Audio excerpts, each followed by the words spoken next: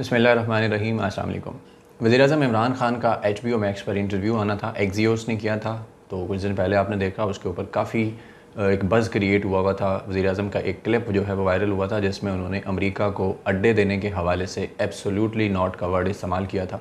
और उसके बाद पाकिस्तानी कौम बड़ी खुश थी उसके ऊपर कि बड़े अरसे के बाद किसी पाकिस्तानी वज़ीर-ए-आज़म ने या पाकिस्तान ने एक ख़ुद मुख्तार रियासत की तरह स्टैंड लिया है और ठोक कर अमेरिका को जवाब दिया है।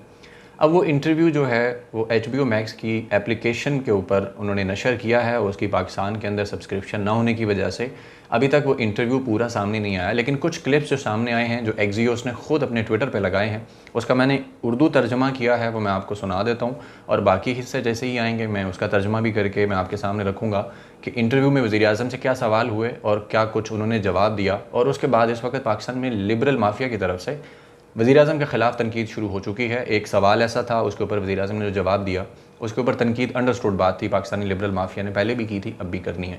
और एक और सवाल ऐसा है जो कि चीन के अंदर एक और मुसलमानों के हवाले से हुआ, उसके ऊपर जो वज़ीर-ए-आज़म ने जवाब दिया, तो उसके ऊपर भी तनकीद शुरू हो गई है। यहाँ तक कि अमेरिका में एक मुसलमान एंकर कह लें या सहाफ़ी कह लें, मेहदी हसन, जो कुछ दिन पहले शाह महमूद कुरैशी पर तनकीद कर रहे थे, ये कहकर कि शाह महमूद कुरैशी ने CNN को इंटरव्यू देते हुए डीप पॉकेट्स क्यों कहा इसराइल के बारे में, तो ये एंटी सेमिटिज़म है, और उसने भी ट्वीट की है। वो सारी चीज़ें बताता हूँ। ये इंटरव्यू कुल 80 मिनट का था। डॉक्टर अरसलान खालिद, जो कि वज़ीर-ए-आज़म के फोकल पर्सन हैं डिजिटल मीडिया के लिए, उनके मुताबिक 80 मिनट का कुल इंटरव्यू था। और उसकी एक फ़ाइल जो है वज़ीर-ए-आज़म हाउस के पास भी है। अब देखते हैं कि उन्होंने क्या कुछ उसमें से एडिट किया है। सिर्फ 15 मिनट का इंटरव्यू नशर किया गया है और उसमें बहुत सारी चीज़ें हैं, जैसे जैसे सामने आएंगी मैं आपके सामने रखूँगा। अब देखते हैं कि उन्होंने मज़ीद इसमें क्या एडिटिंग की है जब मुकम्मल चीज़ें सामने आएंगी। और फैसल जावेद जो सेनेटर हैं, उन्होंने भी कहा है कि हम सब टाइटलिंग के अंदर पाकिस्तान की आवाम के लिए इस इंटरव्यू को नशर करेंगे। जो क्लिप्स आए हैं सामने, उसमें पहला जो क्लिप है उसमें सवाल है। सबसे पहले एंकर पूछता है, आपने इस्लामोफोबिया का मुकाबला करने के लिए मुस्लिम रियासतों के सरबराहों को ख़त लिखा और इस बात पर तनकीद की कि मगरिब के अंदर जो इस्लामोफोबिया है उसके ख़िलाफ़ बुलंद आवाज़ क्यों नहीं उठाई जाती, यह ख़त ख़ास तौर पर लिखने की ज़रूरत क्यों महसूस हुई। तो वज़ीर-ए-आज़म ने इस पर जवाब दिया कि असल मसला इस्लामिक दुनिया और मगरबी माशरे में कम्युनिकेशन गैप है। ये ज़्यादा 9/11 के बाद होना शुरू हुआ, जब इस्लामी दहशत गर्दी की इस्तिलाह इस्तेमाल होना शुरू हुई। जब आप कहते हैं कि इस्लामी दहशत गर्दी, तो मगरब का रहने वाला समझता है कि इस्लाम में कुछ ऐसा है जिसकी वजह से दहशत गर्दी होती है, इस्लाम की वजह से इंतहा पसंदी फैलती है। 9/11 के बाद जब भी कोई ऐसा वाक़या हुआ जिसमें कोई मुसलमान मुलव्वस होता था, तो पूरे 1 अरब 30 करोड़ मुसलमानों को निशाना बनाया जाने लगता था।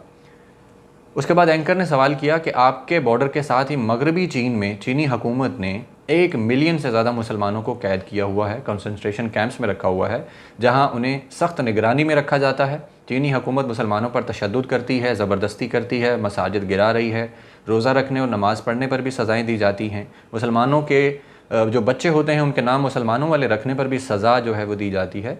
वज़ीर-ए-आज़म, आप यूरोप में इस्लामोफोबिया होने पर तो बहुत तनकीद करते हैं, मगर चीन में मुसलमानों की नस्ल कशी पर मुकम्मल खामोश हैं। वज़ीर-ए-आज़म ने इसका जवाब दिया, चीन के साथ इस मामले पर बात हुई, उनके मुताबिक ऐसा कुछ भी नहीं है। जिस पर एंकर ने आगे से कहा कि इसके वाज़ेह सबूत मौजूद हैं। इमरान खान ने जवाब दिया, हमारा चीन के साथ कोई भी इशू हो, हम बंद दरवाज़ों के पीछे इसको डील करते हैं। चीन हमारा एक अजीम दोस्त है, सबसे मुश्किल वक्त में हमारे साथ खड़ा हुआ, हर मुश्किल वक्त में चाइना हमारी मदद को आता है। वो जैसे भी हैं हम उनकी इज़्ज़त करते हैं, तो जो भी कोई मसला हो हम बंद दरवाज़ों के पीछे ही डिस्कस करते हैं। मगरबी दुनिया के लिए ये सबसे बड़ा मसला क्यों है, जबकि कश्मीर के लोगों की तरफ तवज्जो ही नहीं। कश्मीर का मामला एगोर के मुसलमानों से कहीं ज़्यादा अहम है। 1 लाख कश्मीरी कत्ल कर दिए गए, 8 लाख भारतीय फ़ौज ने कश्मीर को खुली जेल बना रखा है, 90 लाख कश्मीरी वहाँ पे कैद हैं। मगरिब के लिए ये इशू अहम क्यों नहीं है? मेरी नज़र में ये मुनाफ़कत है। उसके बाद एंकर ने कहा कि बेशक चीन आपका बहुत बड़ा पार्टनर है, लेकिन ये एगोर मुसलमानों के मामले पर खामोश रहने से कभी आपको आपके ज़मीर ने कुछ नहीं कहा, इसलिए कि चीन आपको माली इमदाद देता है। जिस पर वज़ीर-ए-आज़म ने जवाब दिया, मैं जब दुनिया को देखता हूँ कि फ़लस्तीन में जो कुछ हो रहा है, लीबिया में, सोमालिया में, शाम में, अफ़गानिस्तान में, तो क्या मैं हर चीज़ पर बोलना शुरू कर दूँ? मेरी तवज्जो ज़्यादा मेरी अपने बॉर्डर पर है और इससे ज़्यादा कि मेरे अपने मुल्क के अंदर क्या कुछ हो रहा है। उस पर एंकर ने मज़ाक़ खेज़ तमस्खराना अंदाज में कहा, ये आपके बॉर्डर पर ही है। तो PM ने कहा, नहीं, जो कुछ पाकिस्तान का हिस्सा है मेरी ज़्यादा तवज्जो वहाँ पे है। लाखों कश्मीरी जो हैं वो मारे जा रहे हैं, ये मुझे ज़्यादा परेशान करता है क्योंकि आधे कश्मीरी पाकिस्तान में रहते हैं। एंकर ने फिर सवाल किया कि ये एक बहुत बड़ा इंसानी हकूक़ का मसला है जो चीन कर रहा है। तो वज़ीर आज़म ने जवाब दिया, पहली बात तो ये है कि चीन वाला जो मामला है वो मुकम्मल मुस्तनद नहीं है, क्योंकि हमारी चीन के साथ बात हुई तो उनके मुताबिक ये हकीकत नहीं है। जिस पर एंकर ने कहा कि इसका मतलब ये है कि आपको चीन में मुसलमानों के साथ होने वाले मामले पर कोई फ़िक्र नहीं। तो वज़ीर आज़म ने कहा कि चीन के साथ हमारी डिस्कशन हमेशा बंद दरवाज़ों के पीछे रहेगी। इस सवाल पर मैं ये कहना चाहूँगा ज़ाती तौर पर कि वज़ीर आज़म ने कोशिश की है कि इसके ऊपर जवाब ना दिया जाए, या एक दफ़ा ये कहा कि ये मुस्तरद नहीं है, जबकि वज़ीर आज़म इस पर बड़ा बेहतरीन जवाब उसको ये दे सकते थे कि हमें अच्छे से पता है कि जैसे कि अमेरिका और रूस के दरमियान 80 और 90 की दहाई के अंदर या उससे पहले भी, यहाँ तक कि सन 2000 के बाद तक एक कोल्ड वॉर जारी रही। प्रोपेगेंडा किया जाता रहा हॉलीवुड के ज़रिए, प्रेस मीडिया के ज़रिए और बड़े तरीक़ों से कि रूस जो है वो बड़े जुल्म कर रहा है, और इसी तरह रूस अमेरिका के बारे में करता था। तो अब G7 जो कि दुनिया के 7 बड़े ममालिक हैं, वो मिलजुल कर चीन के ख़िलाफ़ प्रोपेगेंडा कर रहे हैं। एक कोल्ड वार शुरू हो चुकी है ताकि चीन को रोका जा सके, उसकी जो तरक्की है, जो माली तौर पर वो दुनिया में सुपर पावर बनने जा रहा है, उसको रोका जा सके। तो बेसिकली वजह ही ये है। तो आप एक ये इशू उठाते हैं कि एक और मुसलमानों के साथ ये कुछ हो रहा है, जबकि आपकी मुनाफ़कत ये है कि अमेरिका और नाटो ने मिलकर अफ़गानिस्तान को नेस्तो नाबूद कर दिया, जाली इतला के ऊपर जाली बयानात देकर के जी इराक़ के पास जो बड़े बड़े बम मौजूद हैं, एटम बम है उसके पास, बड़ी तबाही के हथियार हैं, तो वहाँ पे हमला करके लाखों इराकियों को मार दिया गया। लाखों इराकी डिस्प्लेस हो गए, स्ट्रैंडेड हो गए। बहुत सारे जो थे हिजरत करके यूरोप की तरफ निकले और ममालिक में गए। फिर लीबिया के साथ जो कुछ किया, फिर शाम में जो किया, सोमालिया में किया, फ़लस्तीन में जो कुछ हो रहा है अभी सबके सामने है, और जिस तरह मगरब उसके ऊपर मुनाफ़कत दिखा रहा है, फिर जो कश्मीर में जो कुछ हो रहा है, और भारत के साथ जिस तरह ताल्लुकात हैं, क्योंकि भारत एक बहुत बड़ी मार्केट है, आपको बिज़नेस देता है, इसलिए आप उसकी मज़म्मत नहीं करते। दुनिया के बड़े बड़े प्लेटफॉर्म फेसबुक, ट्विटर और यूट्यूब और ये सारे भारत के साथ खड़े हो जाते हैं, और कश्मीर के लिए आवाज़ें उठाने वाले जो अकाउंट्स होते हैं उनको मुअत्तल कर दिया जाता है। तो वज़ीर आज़म अगर उनको इस तरह से जवाब देते तो मेरा ख्याल है ये बड़ा ब्लंट जवाब होता, और उनकी हिपोक्रेसी जो थी उस एक्सपोज हो जाती। जिस तरह आज़रबाईजान के सदर ने BBC का मुंह बंद करवाया था कि BBC को कम अज़ कम इंसानी हकूक़ और इन चीज़ों के बारे में बात नहीं करनी चाहिए, क्योंकि BBC का अपना जो पूरा किरदार है, जो माजी है, वो बड़ा दागदार है, मुनाफ़क़त से लबरेज़ है। तो वज़ीर आज़म इस तरह का जवाब दे सकते थे और ये कहते कि जो भी आप प्रोपेगेंडा कर रहे हैं ये मुस्तनद ही नहीं है, एगोर के मुसलमानों का जो भी मामला है, और हमारी इसके हवाले से उनके साथ बात हो रही है। लेकिन खैर चलें, जो कुछ भी हुआ, और इसके ऊपर मेहदी हसन ने ट्वीट कर दिया है, वही मेहदी हसन जिसने शाह महमूद कुरैशी के उस बयान को, डीप पॉकेट्स वाले को, एंटी सेमिटिज़म कहा था, यानी यहूदियत के मुखालिफ जो बयान कहा था, और उसके बाद जो प्रोपेगेंडा हुआ, और भी मज़ीद जो पाकिस्तानी लिबरल है वो इसमें कूद रहे हैं। इसके बाद एंकर ने एक और सवाल किया कि एक चीज़ जिसने मुझे यहाँ आने पर कायल किया कि अमेरिका में पाकिस्तान से तकरीबन 10 करोड़ के लगभग लोग ज़्यादा हैं, 6 लाख अमरीकी कोरोना से मर चुके हैं, जबकि आपके मुल्क में 20 से 25 हज़ार लोग जो है वो कोरोना से जाँ भाग हुए। आपने यकीनन अमेरिका से बहुत बेहतर तरीके से कोरोना को हैंडल किया है, ऐसा कैसे हुआ? वज़ीर आज़म ने जवाब दिया कि सबसे पहले तो अल्लाह का शुक्र है, और जो भी इंसान अल्लाह पर ईमान रखता है, खुदा पर ईमान रखता है, तो वो सबसे पहले अल्लाह का शुक्र अदा करेगा, क्योंकि हर हालत में कुछ चीज़ें आपके हाथ में होती हैं और कुछ चीज़ें आपके हाथ से बाहर होती हैं। तो इसलिए आप सिर्फ अपनी पूरी कोशिश कर सकते हैं। दरअसल हुआ कुछ यूँ कि जब कोरोना बढ़ना शुरू हुआ, यूरोप में स्पेन और इटली की हालत ख़राब हुई, अस्पताल भर गए, तो पाकिस्तान में भी बहुत से तबकात, जिनमें सियासतदान भी थे, अपोजिशन भी थी, और भी सेक्टर्स थे, जिन्होंने कहा कि मुकम्मल लॉकडाउन जो है वो कर दिया जाए, जैसा कि मगरिब में हुआ है। तो मैंने पूछा कि फिर गरीब और दिहाड़ीदार का क्या होगा, क्योंकि हमारे यहाँ तो 70% जो इकॉनमी है वो इनफॉर्मल है, जिनको रोज़ाना की बुनियाद पर पैसे मिलते हैं या हफ्ते के बाद पैसे मिलते हैं। तो यूरोप को देखते हुए हमारे यहाँ भी सूबों ने लॉकडाउन लगा दिया। 2-3 हफ्ते बाद ही एक कार किसी गरीब इलाके में गई तो लोग उस पर चढ़ दौड़े, पैसे और खाने पीने की चीज़ें मांगने लगे।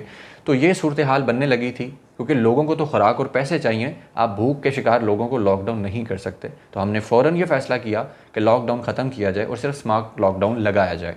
एंकर ने उस पर सवाल किया कि स्मार्ट लॉकडाउन क्या है, तो वज़ीर आज़म ने जवाब दिया कि हमने control and command centre NCOC कायम किया था, जहां हम पूरे मुल्क का डाटा इकट्ठा करते हैं। इस सेंटर में पाकिस्तान आर्मी, तमाम सूबे, बाकी जितने स्टेक होल्डर इदारे हैं, डॉक्टर्स हैं, वबा के स्पेशलिस्ट हैं, वहाँ पे मौजूद होते हैं। कोऑर्डिनेशन होती है, रोज़ाना की बुनियाद पर वहाँ पे डाटा इकट्ठा होता है, सारी सूरत हाल पर नज़र रखी जाती है, और फिर जहाँ पे केसेस आते हैं उन इलाकों को हॉट स्पॉट डिक्लेयर करके हम वहाँ पे लॉकडाउन लगा देते हैं, लेकिन हम सारा मुल्क बंद नहीं करते।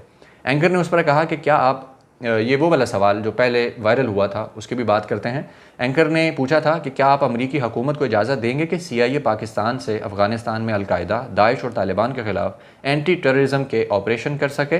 तो वज़ीर आज़म ने उस पर कहा था कि एब्सोल्यूटली नॉट, यानी टका सा कि भाई बिल्कुल भी नहीं, ऐसा बिल्कुल भी नहीं होगा। तो एंकर ने उस पर कहा सीरियसली? अगर आप वो क्लिप दोबारा देखें तो जिस तरह उसने सीरियसली कहा है तो इसका मतलब ये है कि उनको उम्मीद ही नहीं है कि पाकिस्तान कभी इनकार करेगा।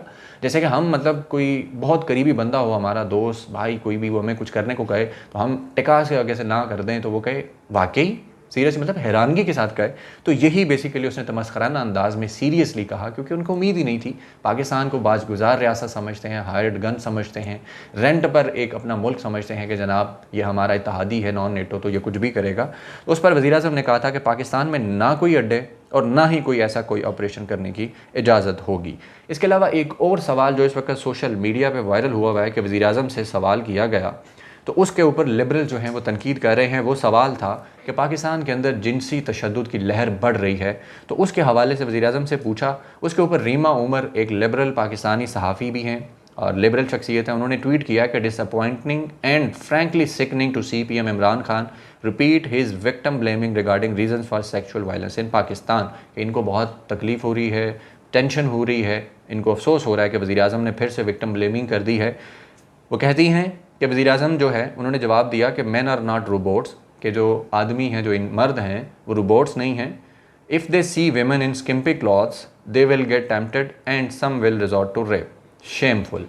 कि अभी वज़ीर-ए-आज़म ने ये कहा है कि अगर जो मर्द हैं वो रोबोट नहीं हैं, वो किसी को भड़कीले कपड़ों में देखेंगे, नीम बरहना देखेंगे तो वो रोबोट्स नहीं हैं, तो उनके अंदर जज्बात आएंगे, तो उनमें से कुछ लोग हैं जो रेप की तरफ माइल होंगे। तो इसको इन्होंने शेमफुल कहा है। और इसके नीचे फिर बाकी जो लिबरल ब्रिगेड है उन्होंने इसकी जो है वो करना शुरू कर दी है अपनी तरफ से मज़म्मतें, और जिस तरह की जाती है हमारे यहाँ एक स्टाइल है कि वज़ीर-ए-आज़म के ख़िलाफ़ ये पहले भी एक दफ़ा जब इंटरव्यू में वज़ीर-ए-आज़म ने ये बात की थी, आपको याद होगा जिन दिनों में 1-2 रेप के वाक़यात हुए थे, तो उस पर भी ये सारे लिबरल वज़ीर-ए-आज़म पे चढ़ दौड़े थे और कहा था जी विक्टिम ब्लेमिंग की जा रही है कि जिनके साथ रेप होता है उनको जो है वो निशाना वज़ीर-ए-आज़म ने बनाया है। हालाँकि ऐसा कुछ नहीं था, और ये बेसिकली एक साइकोलॉजिकल रिसर्च है मेडिकल साइंस के अंदर भी, कि इंसान की जो साइकी है, जो नफ्सियात है, उसके ऊपर नीम बुरहाना कपड़े, नंगापन या जो इस तरह के भड़कीले कपड़े हैं वो किस तरह का असर डालते हैं। और यूरोप में भी यही सब कुछ होता है, लेकिन पाकिस्तान के लिबरल जो हैं वो कहते हैं कि नहीं, यहाँ पे नंगा फिरने की भी इजाज़त हो, कपड़े भी जो मर्ज़ी कोई पहने, टेम्प्टेड कपड़े पहने, टाइट कपड़े पहने, कुछ भी, लेकिन जो मर्द है बस उसके ऊपर इम्पोज्ड है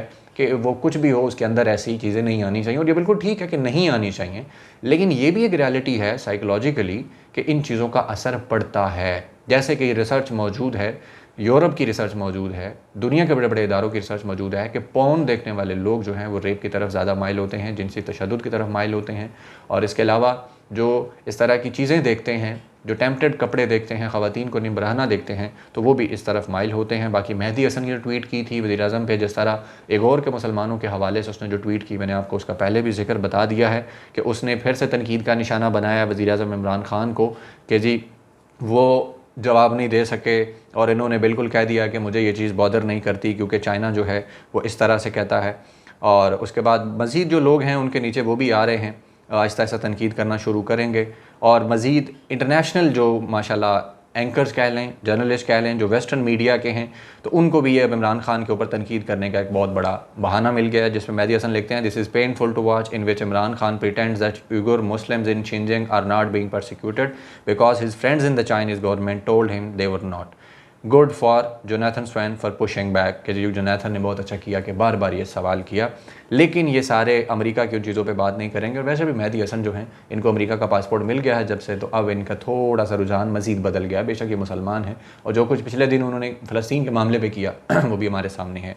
अब मज़ीद चीज़ें जो कुछ सामने आएंगी, और इस पर पाकिस्तानी लिबरल्स और बड़े बड़े नाम नया सहाफ़ी अभी बाकी हैं कि उन्होंने इस पर क्या रद्दमल देना है, कौन कौन सी चीज़ें निकालनी हैं तनकीद के लिए। और वज़ीर-ए-आज़म इसके अलावा माजी में क्या कुछ कहते रहे हैं अमेरिका के हवाले से या पाकिस्तान के अंदर अमेरिकी ऑपरेशंस के हवाले से, उन बयानात के ऊपर मैं एक पूरी वीडियो तैयार कर रहा हूँ, मैं आपके सामने शेयर करूँगा कि 1996 से लेकर आज 2021 तक वज़ीर-ए-आज़म ने कब क्या कुछ कहा, क्या क्या ट्वीट्स किए, वो पूरी वीडियो में जल्द आपकी खिदमत में लेकर हाज़िर होऊंगा। अब तक के लिए इतना ही। अपना बहुत सारा ख्याल रखिएगा। अल्लाह हाफ़िज़।